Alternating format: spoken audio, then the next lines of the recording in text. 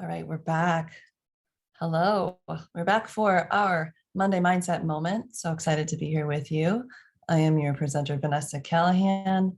I'm the founder and lead coach of Monday Mindset Moment. So excited to be here with you.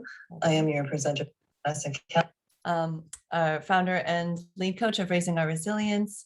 And for our Monday Mindset Moment today, we're going to be taking a look at the 3 essential EQ skills that really make a big difference in children's lives and in our lives. Let's just be honest.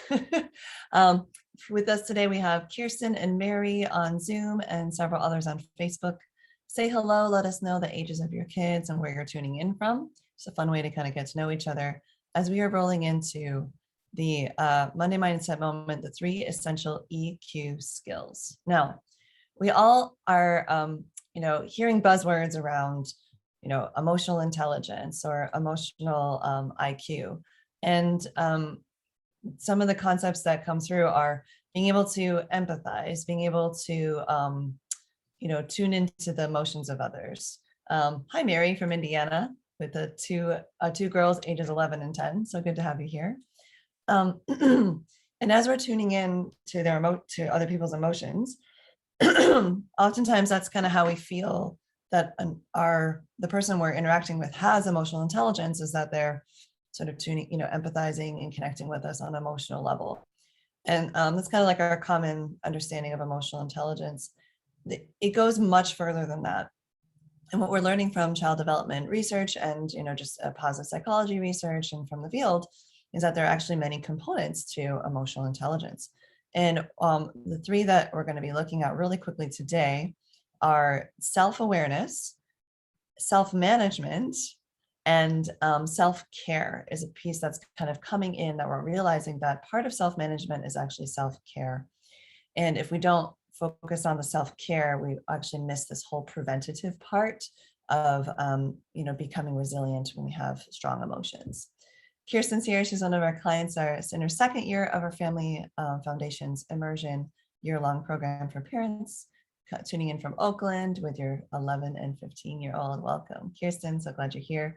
Got a couple people on Facebook who still need to say hello. All right, so just rolling right into what we're talking about today. As we're doing this, I want you to just kind of notice, like, which of these seems sort of like intuitive and obvious, something that you would already do if you didn't even come to this presentation, and which of these are, kind of like, oh, geez, I didn't really think about that. And at the end, we're going to help you come up with one actionable thing you can do in the area that's less obvious, that maybe if you brought into play would make the biggest difference. So when we're looking at the 3 core skills of self-awareness, self-management, and self-care, my top tip is that whenever possible, show more than tell, and really role model each of these skills.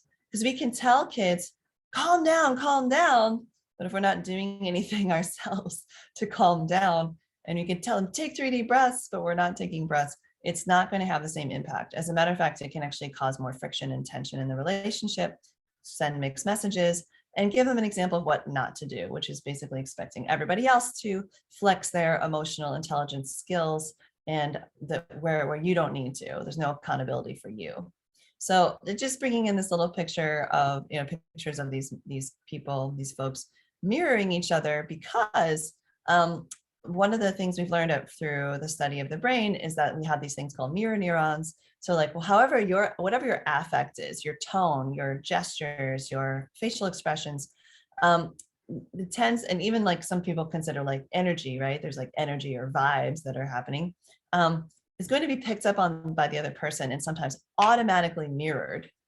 So borrowing from our lid flipping idea, if you're around a nervous system where the person's lid is partially flipped, the likelihood of your lid partially flipping is much greater. You're going to mirror them back. And then they might see that escalation and flip their lid more, and then you flip your lid more. Next thing you know, you both have flip lids, and you're both having a very difficult time regulating and managing yourselves. Now, one of the points of self-awareness that we all can practice, that's borrowing on an earlier training from this series, is becoming a good lid detector and really getting a sense of like how far off is my lid? And you can even see in kind of like the bottom right photo, right? Like there's maybe a little mirroring back of like, ooh, like I'm sad too, it's kind of face that helps maybe the child to know that the caregiver is attuned. But then also you could then laugh and smile, and then maybe the child will follow you to lightening up. It just depends on kind of how you're connecting. But just coming back to this idea of, how can we improve self-awareness? One of the things we can do is really become a good lid detector, so we can get a sense of what kind of support or coping tool might be most useful that you are going to help your children identify. And then eventually, as their self-awareness grows, they'll be able to go, geez, my lid is like half off at least. I probably need something right now. And then reach for a tool that really works for them. And the good news is there's so many different kinds of coping tools. So here's some examples. This is from Wholehearted Counselor, Wholehearted Counseling Resources on Teachers Pay Teachers. We have some great resources there. And this is one that I send a printed copy to my clients so they can use with their children at home. But look at just the variety of options of ways that we can really soothe ourselves, whether it's singing and dancing, going on a hike, stretching. Those are all like very somatic. Maybe it's more social, like talk to a friend or ask for help. Maybe it's more about mindfulness and really tuning into your senses. Maybe it's taking care of your physical body, like drinking enough water and eating healthy food. Or maybe it's taking your mind off of things, like doing a puzzle or reading a book or drawing something, playing a game. There's a lot of options. And with that self-awareness, then we start to be able to bring in these kinds of tools that are also considered not just coping tools, but self-management tools. And I would argue self-care tools, because a life that has activities that soothe you, that make you feel grounded, that maybe even get you into a flow state, or maybe challenge you and help you feel accomplished, that really nourish you. All of these are like the good stuff of life. And unfortunately, we've kind of defaulted to lots of screen time to take the place of many of these things. So this might be an area of stretch or growth for you and your family, is to pick 1, 2, or 3 things that you do outside of the regular routine, or outside of the, using screen time to cope, and bringing in some of these as self-care, self-management, and building your self-awareness of what works for you. Another thing you can do is really help kids understand, like, when they do arrive at a challenging emotional state, one point of self-awareness could be to really recognize, like, what were the preconditions of this experience? So like, of not being able to cope very well. Maybe there's a stressful test coming up and that's on your mind. So then when you pick up your kid, they snap at you.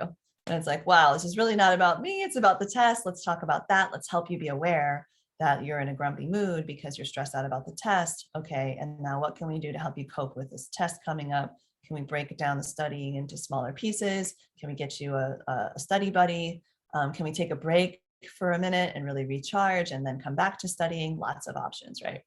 But just being able to recognize that there are preconditions in play is that first step. And that's where that self-awareness comes in, that then becomes self-management. And then you can build in a self-care in the next time that you have stressful tests coming up. It's like, well, we're going to need to get enough sleep. Make sure you drink plenty of water and build in some study buddy time, for example. All right. So then another thing that might be happening, right, is like, wow, I'm hungry or lonely or tired, or I've been angry all day. And so there's sometimes need for nourishment or rest or recovery. And helping kids understand that that's a very big part of self-management, is that self-care piece, can go so far. Like, I have a family right now who literally just realized their kid is having a growth spurt. And that's why when she wakes up every morning, she's pissed. She's so upset. So they started doing high density nutrition snacks right before and right before bed and right after waking up. And they are seeing a mood shift of like lid all the way off to just lid cracked, right? So maybe a 40 to 50% reduction in mood challenges. And so instead of putting it all on the child of like, hey, you should be managing your mood better and just coaching the emotion, they're really looking at the whole picture of like what preconditions are going on. And in her case, it was hunger during a growth spurt, and they addressed it and saw a change. Another thing I want you to know is that, like, when we can absolutely model and support kids with emotion coaching, and when we do, there's these great effects. And this is my, go back to the last video where I broke down the steps of emotion coaching. Consider like signing up for one of our upcoming workshops where we really talk about why emotion coaching works, the science of the brain. We've got a lot of really great events coming up in May and June just on this topic and beyond, and lots of great coping tools. So just keep your eye out for our May events and our June events coming up. It's because when mothers and fathers or any caregiver uses a coaching style of parenting, their children become more resilient, is what we're finding. This is from the author John Gottman, who's a relationship researcher, and he wrote a book called Raising an Emotionally Intelligent Child, very much apropos for the topic today. The kids who are emotion coached will still get sad and angry and scared under difficult circumstances, right? But they are better able to soothe themselves, bounce back from distress, and carry on with productive activities. To me, that is like the definition of resilience. And they're just more emotionally intelligent in their emotion, and resilient. And evidence is mounting that kids who can feel their parents' love and support in this process of becoming emotionally intelligent, right? So this is not something we're berating our kids about. We're trying to show love and support and compassion, and also modeling, right? They're better protected from all of these different threats: youth violence, antisocial behavior, drug addiction, premature sexual activities, and adolescent suicide, of which, by the way, there's an uptick in 15 to 20% of adolescents reporting that they have contemplated suicide during the last 2 years. So this is a real concern we have with our children's mental health. And also, when kids feel they're respected and valued in their families, they do better in school, have more friendships, and live healthier, more successful lives. Well, what does this mean for us? This means if we can value that they are an emotional being who's learning and growing and who has skills that they're building, and we give them opportunities to not only see us use those tools and skills effectively, but also be supported in using them themselves for building in self-care, for growing their self-awareness and their self-management. We have this opportunity to really bolster our children, strengthen our relationships, and set them up for more success. So that's why I call them essential skills. Now, I'd love to hear from the folks who are listening here on Facebook and Zoom, and also on YouTube, if you're leaving notes in the comments. Oh, we have Sabrina. Yes. Hi, Sabrina. Another one of our big-hearted, smart clients working with me and with the resilience tools. Hi, Sabrina. She says hello to everybody. Let me know in the comments in the chat, and even if you're just listening to the video on YouTube and in the group, which of the 3 areas do you think that you could put a little more attention on? Is it the self-care part of it? Is it the self-awareness, like more in the moment, like kind of tuning into what's causing this upset or this emotional stress in the first place, for example? Or is it in the actual self-management of like, now the emotion's here, what do I do with it? So curious, right? So it's kind of prevention in the moment, and just or kind of like that peeling back of the onion of self-awareness, of being able to see what's going on and really understand it. Let us know in the chat, in the comments, and maybe one thing you're going to try, right? So if it's self-care, maybe you'll look at like, what are some things that bring enjoyment and a sense of resilience to either recover or to fill up my sort of, capacity, or expand my capacity and help me feel resourced. Maybe that's an area. So you pick something like, I'm going to make sure to get 20 minutes of exercise and drink a full glass of water at least 3 times a week could be a plan, for example. Sabrina says that for her, self-awareness is very important so that she can self-regulate her reactions. And Sabrina, I just want to give you some props here. Yes, she has done such a good job of really building in the pause where that self-awareness is even possible. And then you can choose the self-regulation, like whether it's to take some breaths, to lower your voice to a calmer place, to walk away and take a break, whatever it might be. Maybe say an I statement instead of a you statement, right? There's these things we can kind of adapt once we have the awareness. Mary says also self-awareness. Yeah, so I can see like you, Sabrina, having similar goals, maybe of like taking that pause and really tuning into what's needed for yourself and for others, and really modeling that. And one thing that's really cool is that you can actually be transparent about that and being like, wow, I'm noticing, this is part of the role modeling emotion coaching, I'm noticing that my voice is getting louder. I'm clearly upset because my head feels like hot. I think I need to go cool down. I'm going to take a break and I'll come back when I'm calm. And just owning that and taking some responsibility is so refreshing for the kids. And it was such an invitation for them to do the same. And actually Sabrina's been seeing her, especially her daughter, start to do that. So that's really exciting. And even her son, who has been a bit of a tough nut to crack. So yeah, Mary, I think that you could probably bring in some of that. Also that lid detector, like how far is my lid off, is a really helpful metaphor we're going to talk more about in our May webinar. And then in June, we'll be talking through like 6 different ways that we can actually cope and use the coping tools. Great. So keep leaving comments in the chat and in the comments of the YouTube and Facebook group. And let me know like what it is that you'd like some more support with around one of these 3. And I'll be happy to jam with you in the comments. So this concludes our mindset moment for Monday, our Monday mindset moment for parents. I know you're busy and just need some quick tips and tools. Let me know if there's a specific takeaway that really stood out to you, like, oh, it starts with me with role modeling. That's right. I want to remember. Or, oh, right, like all kinds of things count as self-care. It doesn't just have to be a yoga class or, you know, whatever it might be for you. Please leave your takeaway. It helps others learn. It helps me understand what you got out of these moments, and then you can solidify something that you can carry forward.